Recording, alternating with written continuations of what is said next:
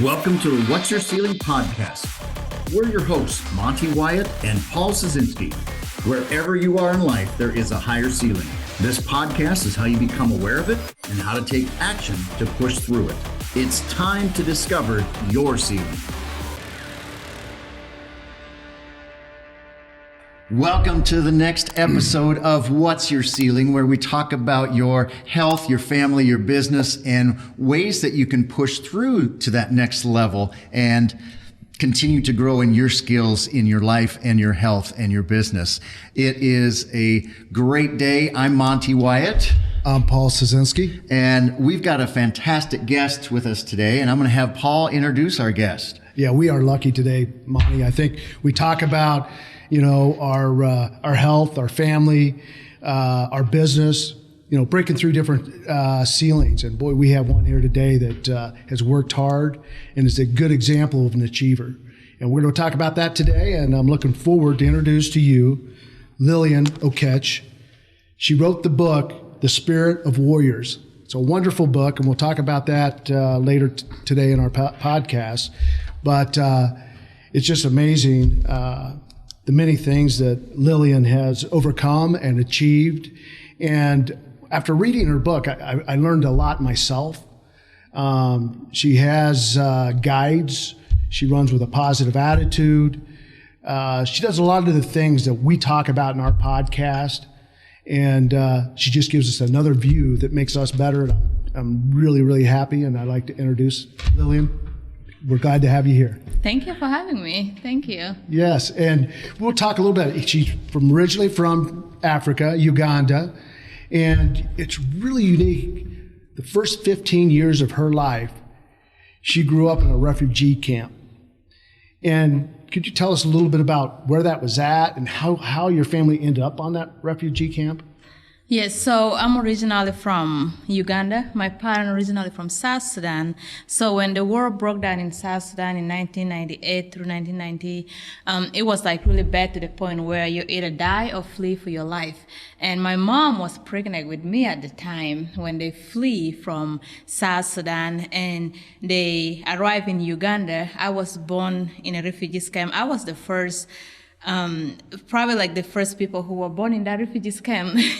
Right. So I was born in the town called Kitgum. It's in northern Uganda. And when the refugees settled there, the Uganda and the UN, they decided to move people a little bit down south so they can give them a land.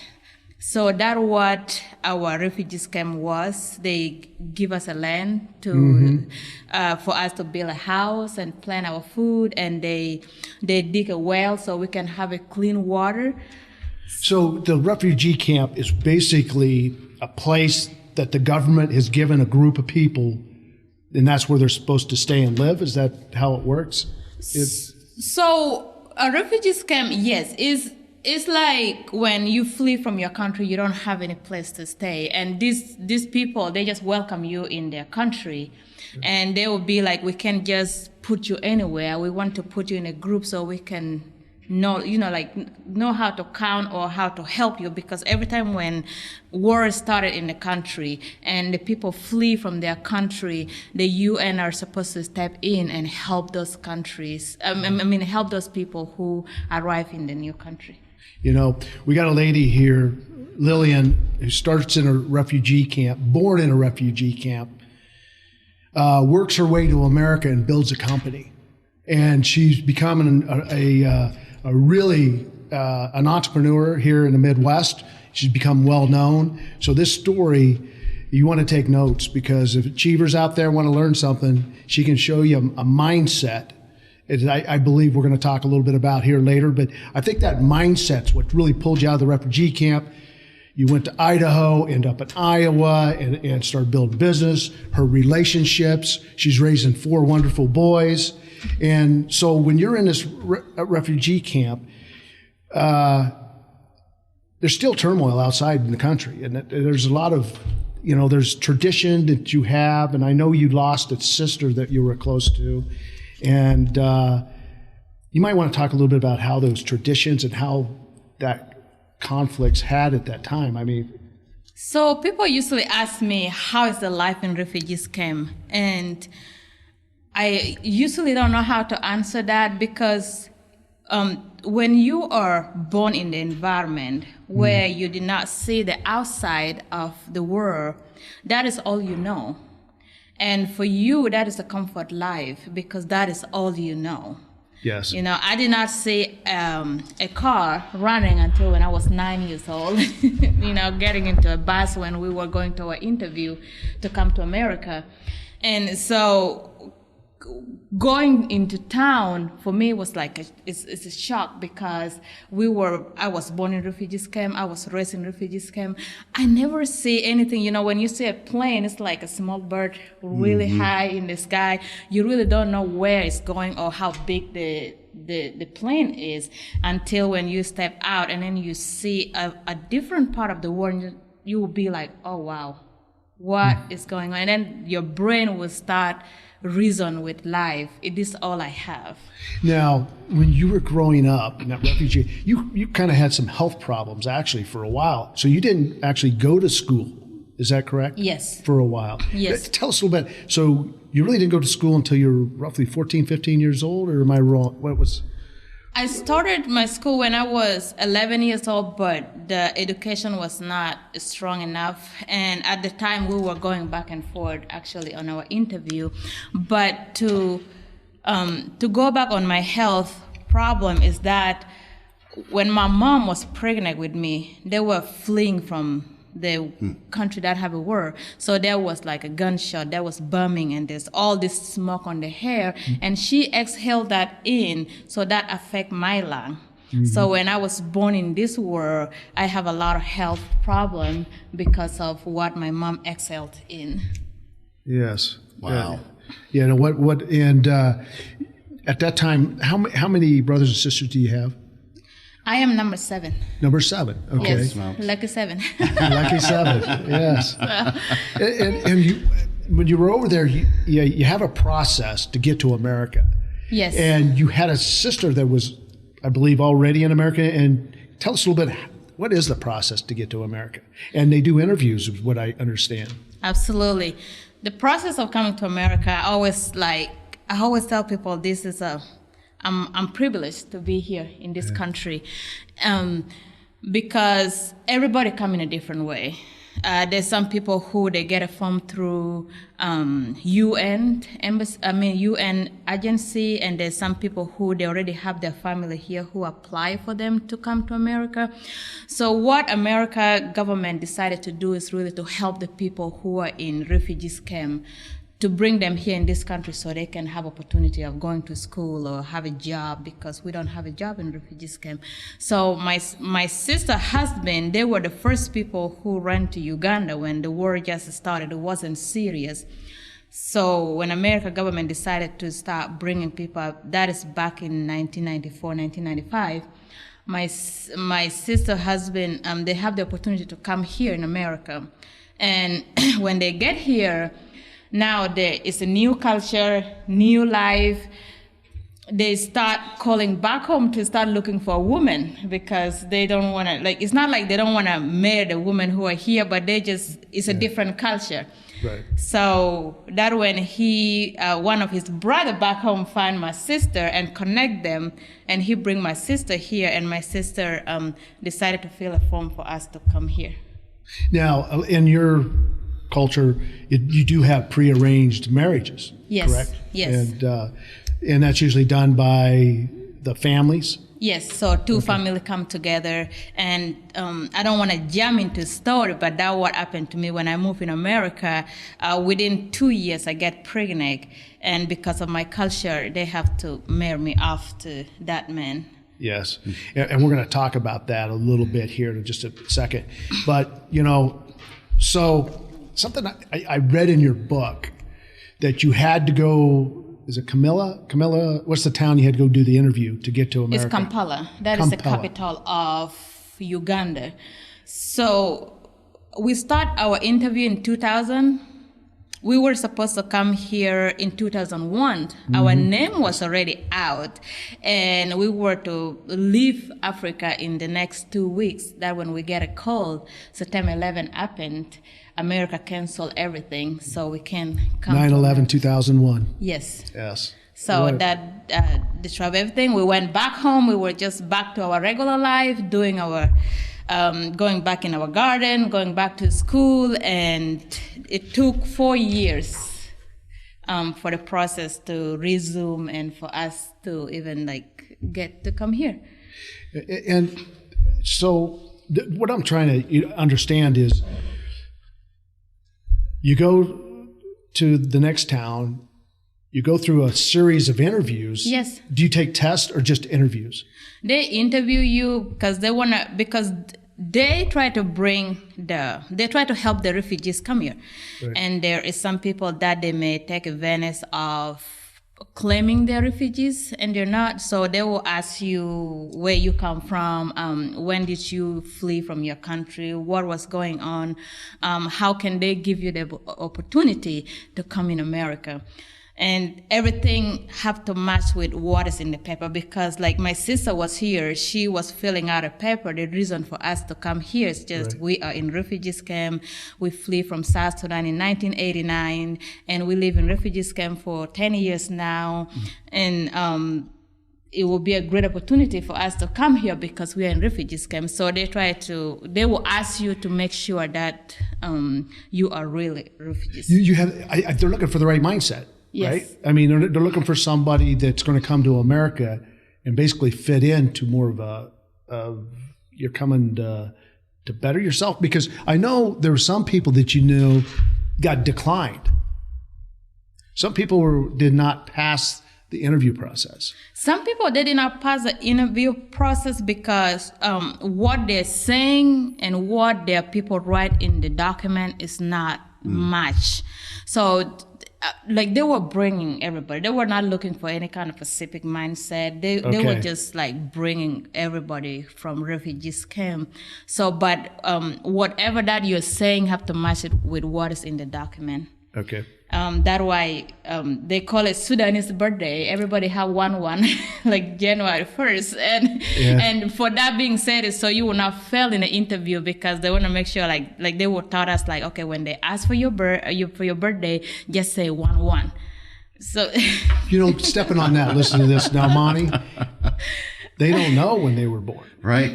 I mean, so you guys just I think you were actually they told you, they put you up 2 years older than what you really were. Yes. And so you didn't know when you were born, so they just made the date up, and it's usually January 1st. Yep.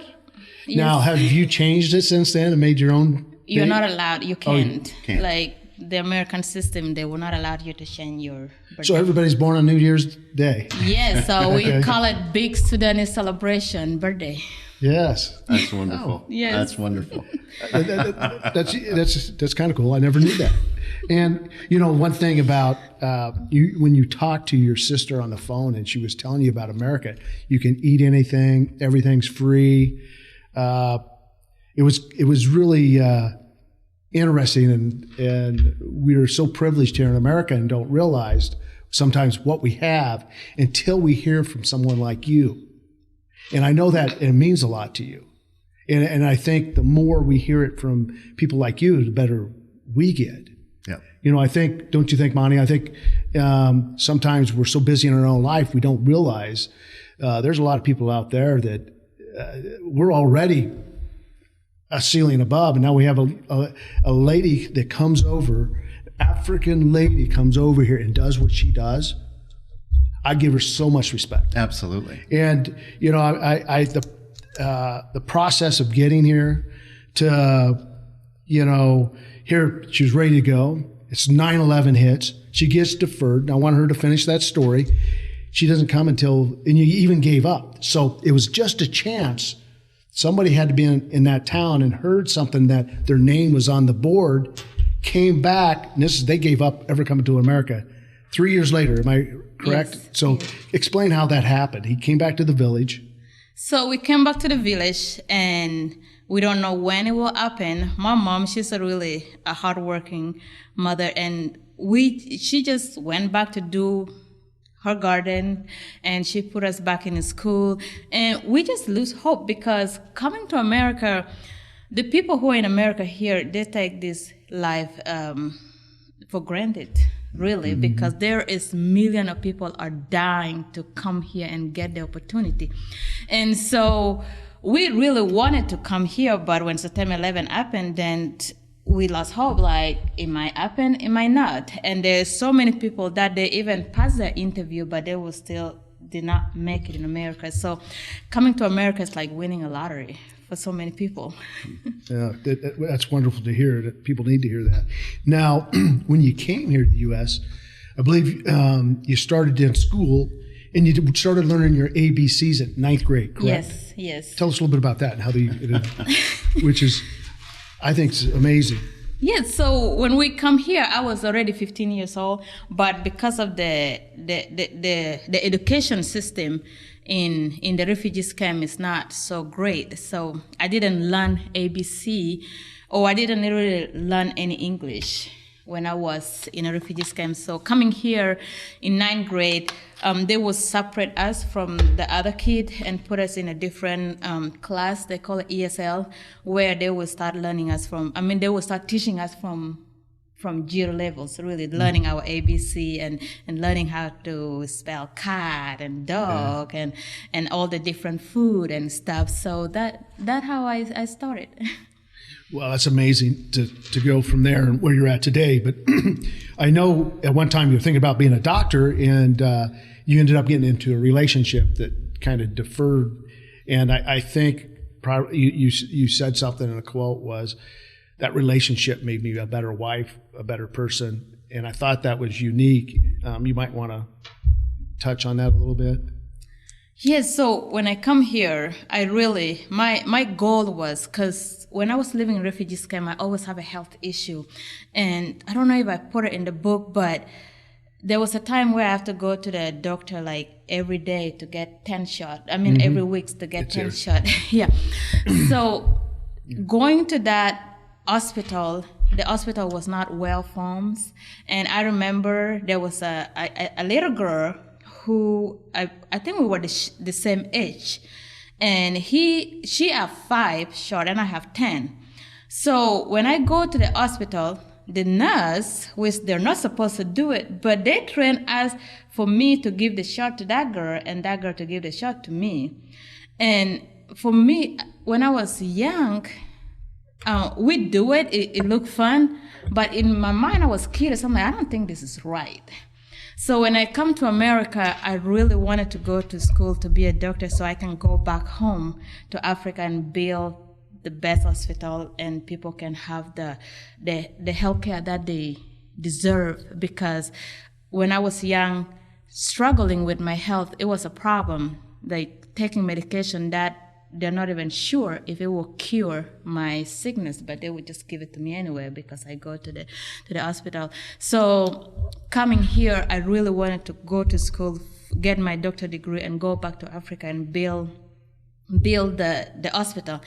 But when I get pregnant, my parents, they were just like, it's like I hurt them, but they don't know how much that getting pregnant hurt me because I see my dream and my vision is fleeing away.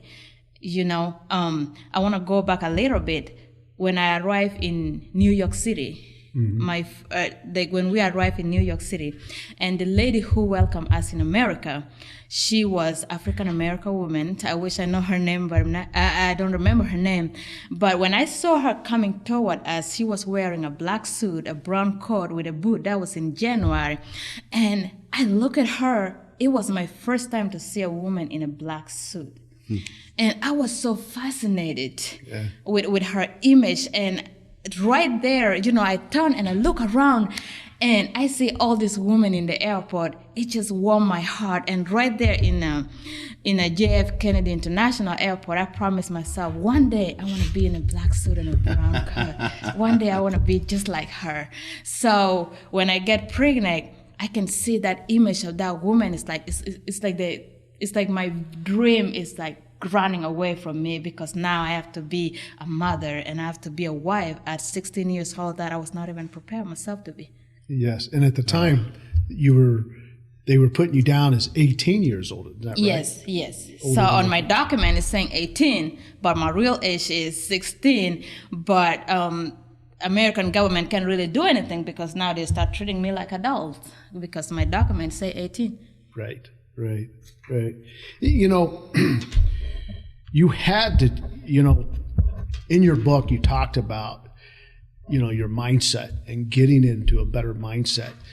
And you said basically, and you can correct me if I'm wrong, is if they took religion out of the Bible and people would read that, not because they think it's about religion, but it is the guide, it will show you your path of life and how to get better. And whether you're religious or not, it's right in that book. Yes. And I found that to be that you had the awareness, and you've obviously read it cover to cover. So could you talk a little bit about that?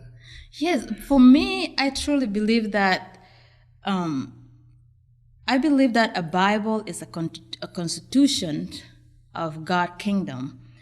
It's not supposed to be a religion book, but because we categorize ourselves as a Christian, we take the Bible and put it into religion, and now everybody practice according to how they understand it. But the Bible is to help us so we become better, so we can live by what God wants us to be. Because, you know, I truly believe that we are sent in this world for a reason. We did not just get sent here to just go to work, go sleep, and just live a life and die, and people to remember you with your the stone on your grave. I believe that I myself, I want to die like Paul. I want to die like Jesus. When I lay down someday in my deathbed, I want to be like, I have done the good work. I finished my race. That's what I want to do. So going back into the Bible, I would say, you know, when you read my book, I forgot to put it in there, but I wanted to say, don't put your mind into the religion part when you're reading this book, because I am writing from the kingdom perspective. That's wonderful. You know, Lilian is, you know, come from this refugee camp, went to Idaho and Iowa, and then started this business, this cleaning business. And I know you worked for Walmart for a while. Yes. She worked for Walmart, came here and actually kind of worked your way up at Walmart, but you really knew you wanted to do something different. Yes. And you wanted to go out. And something you said in your book, I think everybody out there, it gets back to going through pain, going through the next ceiling. And you said you had to change your mindset. Yes. And changing the way I was thinking. And you did that in a lot of different ways. You know, obviously, you took, you know, the Bible was a big part of it, but you also listened to Les Brown. Yes. You listened to Jim Rohn. Yes. Many of the things that we listen to. Mm-hmm. And kind of talk about that transformation of that mindset, because you're coming from really no knowledge of what the outside world is for 15 years. Yes. You're learning your ABCs at 15. Yes. All of a sudden you get pregnant and you're kind of set back in your own mind. Yes. You had to break out of that. Yes. You had to break through that ceiling. Absolutely. And, you know, you didn't go in even. You went down deficit. And then you dug yourself up out of that ceiling and broke through the ceiling. It's amazing what you did. And so could you talk about what was that first step? You obviously were, like you said, you were looking at those people that you felt successful and you had the right mindset. When did that trigger? When was the time you realized it was you and you're responsible for only you and there's nobody else that's going to give you your happiness? And I love that about your book. When you come from the place where you don't have much knowledge, when you start listening to people like Les Brown or Jim Rohn or Tony Robbins, you start feeling like they're speaking a different language even though you hear what they're saying. because you'll be like, what are they talking about? That what was in my mind. What are they talking about that they're saying, I can be this person, I can become the woman that God created me to be, I can win, I can run a business. What are they talking about? And for me, leaving my husband was a big jump, because that is in where we come from in our culture. Our elder, they will do everything they can to keep you into marriage, even though they know that you are suffering. So I put it in my book that what helped me to leave him is when I find myself in Polk County Jail. and then from there, they have to put a restriction that I cannot see him and he cannot see me for 3 months. That will open my eyes, because we were playing a game of forgivingness. Because when you're in a toxic relationship, every time when there's a fight and there is a problem, you guys will fight, and then the next day will be like, oh, let's forgive each other, I forgive you, and then you go back, and the next day it's like you're in this circle of life. And I know that deep inside, I know there's more out there. Deep inside, I always live in my imagination. When I'm watching a show like opera or like watching like a TV show, when I look at those people, and I'll be like, what make them different that they can live this lifestyle, that they can drive the Mercedes-Benz or the Lincoln and living in a mansion, and I'm here living in 2-bedroom apartment and fighting with this man every day. I'm in America. This should be a passport to become a better in my life. How can I do that? And I listened to a book from Steve Harvey called Jump. And Steve always say, you have to jump. And I'm just like, how would I do that? Okay, I probably have to leave my husband. And he said, when you jump, you'll probably get hurt. And then when I find myself in a Polk County jail, I'm like, oh man. Well, let's back up here just for a second. To clarify, she had a disputed home, and her ex-husband made a story up that you abused him. Yeah. And so she had to go to jail. So it was just a... Yeah, so we get in a fight. Yeah. We fight a night before. And me and my boys, I took them and we went to my mom's house. But when I wake up that morning, I find out my kid don't have a clothes to go to school. Because when we fight that night, I took the key away from him and I locked the door. I thought he were not inside the house. So when I walk inside the house in the morning, he climbed through the window and get inside the house, and he was sleeping in the bed. And when I walk in, I was like, how did you get in here? And then he come like fighting. And, because when you're in toxic relationship, you already know what's coming. Mm-hmm. So, we start wrestling and we fell on top of the bucket. He get cut more than me because the night before he broke my phone, so I don't have a phone. He called 911, claimed he was sleeping. I have a knife and tried to kill him. Oh, no. Oh, my God. And then so when the police come, it was my first time really facing a police, like face-to-face and talking to them. I don't know what I was saying. I was so nervous. Right. And they just thought I was lying, but I wasn't. So I found myself in a Polk County jail. Oh, shoot. Yeah, it was a learning. You took it and you learned a lot from it. You didn't. Yes, that was a breaking point for me because I'm so glad and grateful I'm the one go to jail. Because if he were the one to go to jail, I could have forgive him because I wanted us to be together. I want him to do better. And I could have maybe bail him out and forgive him, and we could have go back into the circle of our everyday life. But because I'm the one who go to jail and seeing all those women in jails, and I'm always the peacemaker. I'm always wanted to do better for people. So now finding myself in jail is like, okay.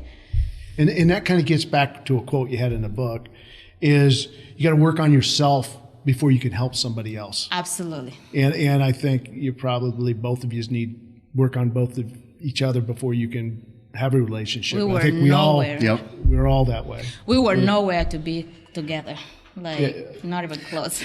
I want to hear your story of how you decided to go into business and tell us about your cleaning business and what you're up to.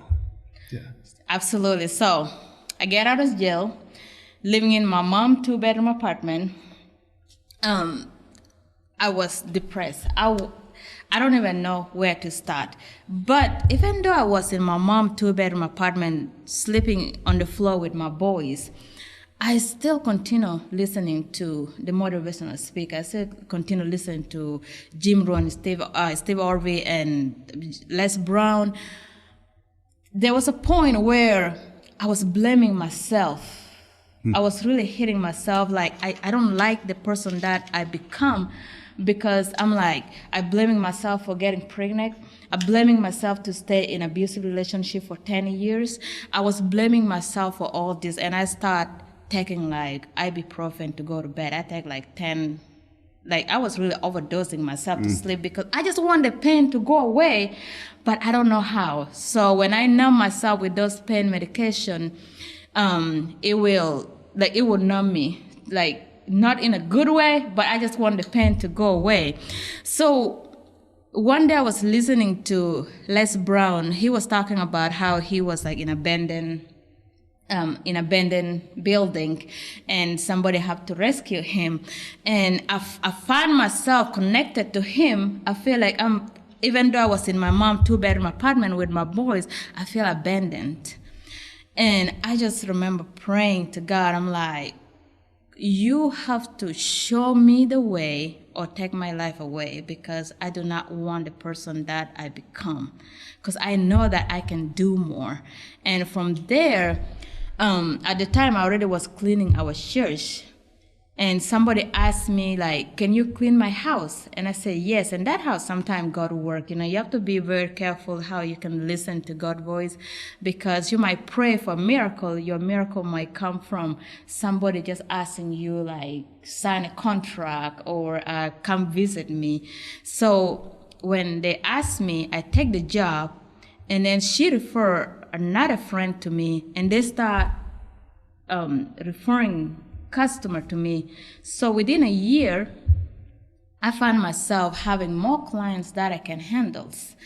And it gave me ability to move out of my mom's 2-bedroom apartment to find my own place.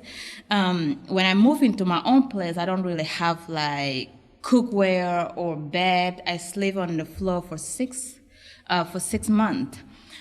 So cleaning really helped me to get a bed and get a furniture in my house.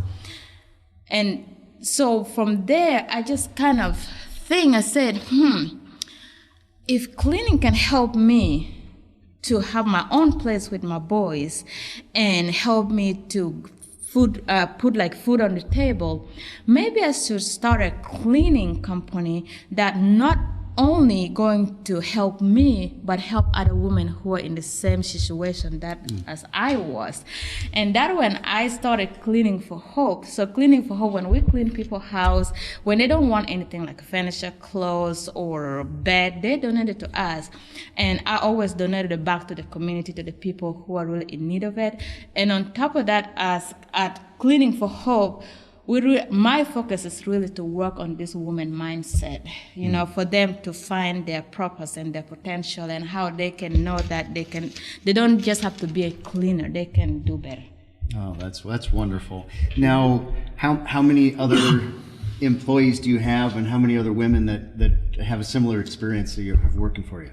I have 5 employees, and I have people from all over the place. I have people from South Sudan, from Burma, and some people here from America. Most of them, they're related. So when we have our business meeting, because we always started with prayer and then giving some motivational talk to them, and then tell them how they're doing, they will always just say, thank you for saying that, because this is what I'm going through, because most of them are single mothers just like me. Yes. That's wonderful. That's wonderful. What's the big vision that you have for your business? What are you wanting to create? I want to create an environment of understanding. That for me, that's what drives me. I don't want to just have a business, but I want to create an environment where I can teach you about where I come from, and you can teach me about where you come from, because I feel like the refugees and immigrants and America, there is a lot of misunderstanding, and there's a lot of big gap that we don't understand each other. And for me, I want to be that gap, to be like, I have a quote is saying like, teach me how to love you, and I will teach you how, what does it say? It said, I will teach you how to love me, and you have to teach me how. It's your responsibility to teach me how to love you. Mm-hmm. Because if I don't, like, if he did not read that book, he would not know where I come from and what kind of food we eat and our traditional marriage and all this stuff. But because now I have the book out, when you read this book, you'll be like, oh, wow, these people, they did not just come to America. They are the same people as all of us, but they're just in a different, They just come from a different environment.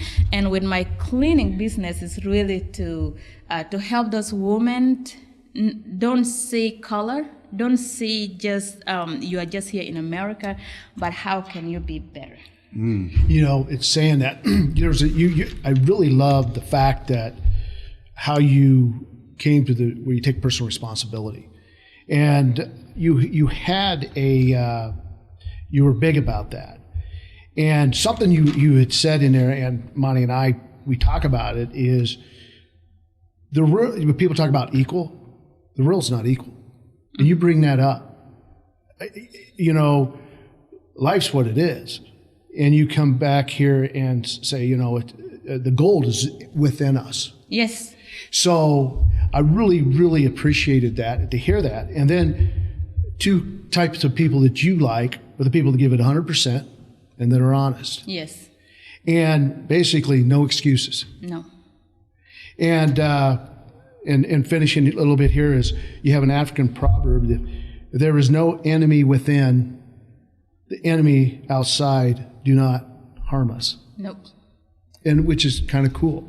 So you've really built up a real, I don't know how to say it, a shield or a mindset. Yes. That you're out there and you're going to give it all you got. And I think that's what we're doing here with Achievers. And a lot of us out here in America, we really don't realize how good we have it. And you did make a comment in there. You said African American people are really hard workers, but sometimes they get in a system that hurts them with getting too much. So I think it's a great idea as you as a leader for everybody to see that. I think for Americans, my kids, my family, you know, there is no excuses. What a great role model. What a great role model. And if you want, it just shows that it is. I believe Monte and Art are the same way. We believe it's a mindset. It's within you. Take personal responsibility. And it takes a lot of pain to go through those next level to the next ceiling. And that's what we're all about. And this has been a great interview. And I think this is something that people out there can see, that this lady here stepped up and did an unbelievable, had a lot of obstacles in a way. Yeah. You know, one of the questions that we ask all of our guests is, what do you want to be known for? So what do you want to be remembered by?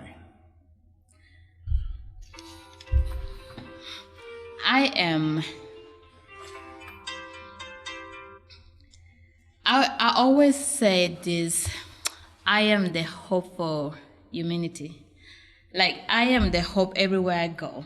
Just like he was talking about, when you finally realize that it's not because of America, it's not because of where you come from, but you are within, the one can rewrite your story and relive your life the way you want it, then you will find a better way of understanding people, and leaving a legacy will be an easy thing to say. As a leader, of course, we want to be known for one thing. For me, I want to be known as this woman who live in Iowa and bring the hope and bring the unity and help me understand what it means for the African to be here in this country. And for you, for you to know that is another mindset. Because when, like, I remember going to northern of Iowa to get, because we like to buy a goat or a cow from the farm, because we don't like the one in the store. But when I went over there, this guy, he was so excited to meet me because he met Africa. Like, he's like, nobody ever come in my shop. And I was so friendly, and he gave me the clothes to wear so I can help him cut the meat. So I just go in like, okay, bring me the knife. And I start cutting the meat. And he was just sitting and looking like, you're a woman and you don't even care about the mess and you just do it. Oh my God. And he started asking a question, and he wanted to know more about where I come from. Why do we want to get this cow from the farm and all this? And I started telling him, and he was just so fascinated. And he was just so excited to meet me. And for me, I bring him a hope of, even though he never been in Africa, for me to just tell him where I come from, he already have the joy. And I was living out of there so happy. He give me more stuff than what I go for. He was like giving me cheese, bacon, and deer meat. And I'm just like, I never ate deer meat before, but I can try. But he was just so excited. And for me, like, everywhere I go, my job is like, if I can help you smile and bring some hope in your life, my job is done. I love that. That's wonderful. I've learned a lot from our conversation today, and one of the things that I captured that I want our achievers to capture is to create an environment of understanding. Yes. I really think there's a lot of, as you said, a lot of misunderstanding in the world today. In every part of the world, even if we're right next to each other or countries apart, if we can all take more time to understand each other. I love how you said that. We're the same, but we've come from different environments. Yes. And so the more we can understand each other, and I think that's a great learning for us achievers and for our achiever audience, is to continue to understand and listen and learn from each other. Yes. Wonderful. Paul. It is. What you're going to see Lilian Okech. Okay, sorry. Anyway, this is her book. It's a wonderful book. It's not out yet, but it will be out soon. But you can pre-order it. So you can pre-order it. And but you're going to see her on the speaking tour. You're going to see her around, and then she's going to grow this company. And I think she's going to be a great leader, not only for Africa, but here in the United States. So I think, what's the best way to get a hold of this book? You can go to my website, lilianokech.com. So it's with one L. So it's LILIANOKECH.com. And you can pre-order your book. Okay. And I actually have a big book launch coming on April 1st at Grandview University. Oh. So you can go on my website and get your ticket, because I want to bring this beauty of African culture. So when you go to the book launch celebration, you will get the African food, you will see the African dance and our traditions. So like I said, I'm not settling for less. I want you guys here in Iowa to know exactly where I come from. That's wonderful. That's wonderful. And so if we could get your information, we'll pass that on. Hopefully get it on our podcast when this comes out. And but no, what a wonderful, and you're definitely an achiever, and a type of achiever we all need to strive for. Make everybody Lilian, better. thank you. Really appreciate your openness and sharing and your understanding, and look forward to getting to know you more. Absolutely. I'm glad to be here. Thank you for having me. You bet. Well, thanks for joining us on What's Your Ceiling, and hopefully you as our achiever, you learned a few new things about understanding and caring for others. So thank you for joining us. Have a great day.